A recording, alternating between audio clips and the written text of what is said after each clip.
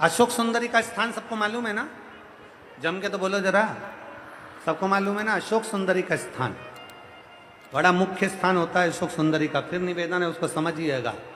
शिवलिंग के जलाधारी में जो सामने स्थान होता है, उसके बीच में एक मोटी सी लाइन होती है, वो अशोक सुंदरी का स्थान होता है। इधर षडानंद कार्तिकेय, इधर गणेश जी, ये पार्वती जी का हस्तकमल, ये शंकर जी का शिवलिंग।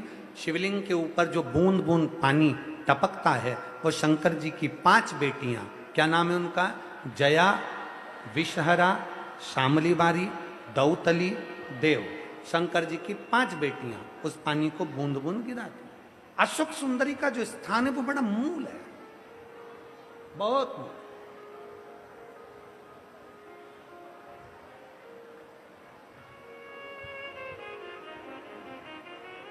यहां तक कहेंगे हम,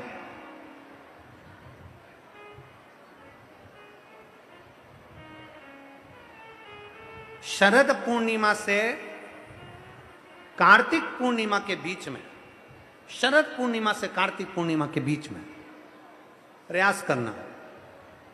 दुकान नहीं चल रही हो, व्यापार नहीं हो रहा हो, तकलीफें बहुत ज्यादा हो, घर में क्लेश जाता हो, अशांति ज्यादा हो, पैसे नहीं आ रहे हो, 1 रुपया कमा रहे, 100 रुपये खर्च हो रहा है, बहुत टेंशन है, तो शरद पूर्णिमा से कार्तिक पूर्णिमा तक एक हल्दी और कुंकू, ये थोड़ा सा मंदिर में लेकर जाइए। हल्दी और कुंकू जरा जरा सा ले जाओ।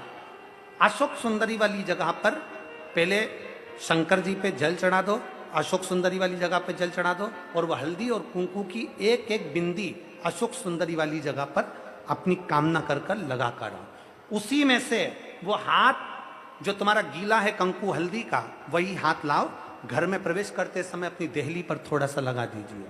शरद पूर्णिमा से कार्तिक पूर्णिमा तक कर कर देखो, उसके बाद में फिर बताना कि मेरा देवाधिदेव महादेव ने तुम्हारी झोली भरी कि ना भरी, भंडार भरा कि नहीं। शरद पूर्णिमा से कार्तिक पूर्णिमा के भीतर 1 महीना, कार्तिक का महीना भगवान शंकर की अविरल भक्ति का महीना है। षडानंद कार्तिक का महीना, कार्तिक का महीना मतलब भगवान शंकर के पुत्र कार्तिकेय महाराज का महीना है। शुगर ऊपर नीचे हो रहा हो, जिसको इंसुलिन लग रहे हो शुगर के, या आंखों से दिखना कम हो गया हो, नेत्र ज्योति कम हो गई हो, तो उनसे निवेदन है, ये हाथ की ये यहां से देखो, हाथ की ये पोर से लेकर ये दूसरे नंबर का जो पोर है, 1 पोर 2 पोर, ये यहां तक का जो पोर है, इतनी बड़ी एक बेलपत्र, इससे बड़ी बेलपत्र ना लीजिए। आप लोग एलईडी पर देख सकते हो, आस्था चैनल पर देख, इससे बड़ी बेलपत्र ना लीजिए, बस इतनी बड़ी बेलपत्र, ये 2 कोर के बराबर बेलपत्र लेकर अशोक सुंदरी वाली जगह पर रखकर, जो पानी का लोटा है, जल का पात्र है, लोटा है, कलश है, उस बेलपत्र वाली जगह पर शंकर जी को जल,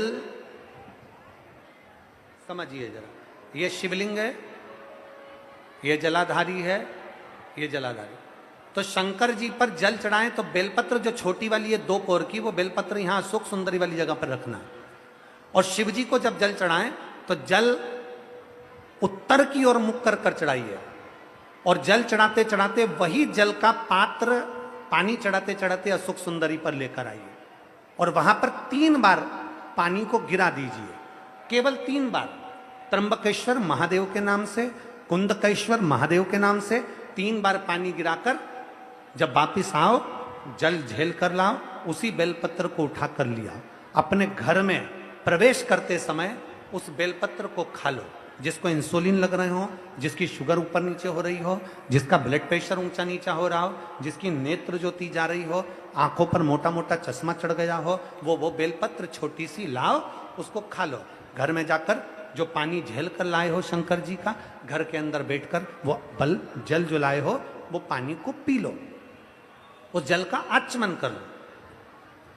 अगर मान लो बेलपत्र खाने से तुम्हारा मुख छार छार हो रहा है, या छाले हो रहे हैं, या स्वाद नहीं आ रहा है, तो उसी बेलपत्र को मल कर उसकी गोली बना लो, मुख में निगल लो और पानी पी लो। जिसकी शुगर आज ऊपर नीचे हो रही है, वो कल करके देखना, और कल हमको बताना कि आपकी शुगर लेवल में आई कि नहीं। अगर शुगर ऊंची नीची हो रही है तो आज ही कर दे। जिसका बीपी ऊंचा नीचा हो रहा है वो भी आज ही कर देखो। कल तक तो हम यहां पर हैं, कल 11 बजे तक नहीं जाएंगे हम तुम्हारे बीच में से, 11 बजे तक तुम्हारे यहीं पे रहेंगे हो। कल कर देखो कि हमारी बीपी गड़बड़ हो रही है, हमारी शुगर गड़बड़ हो रही है, ऊंची नीची हो रही है, एक बेलपत्र और क्या कृति की अशोक सुंदरी वाली जगह पे चढ़ाकर उत्तर की ओर मुख कर कर जल चढ़ाते हुए वही पानी अशोक सुंदरी की ओर 3 बार गिराते हुए त्र्यंबक के नाम से, कुंदकेश्वर महादेव के नाम से, और वही बेलपत्र लेकर आ जाओ, पानी झेल कर लिया। बेलपत्र घर में प्रवेश करते करते उसको खा लीजिए, पानी घर में बैठकर आचमन कर लीजिए, बाबा देवादिदेव महादेव कुंदकेश्वर का नाम लीजिए। मेरा कुंदकेश्वर महादेव आपको सुरक्षा अवश्य प्रदान करता है, अवश्य।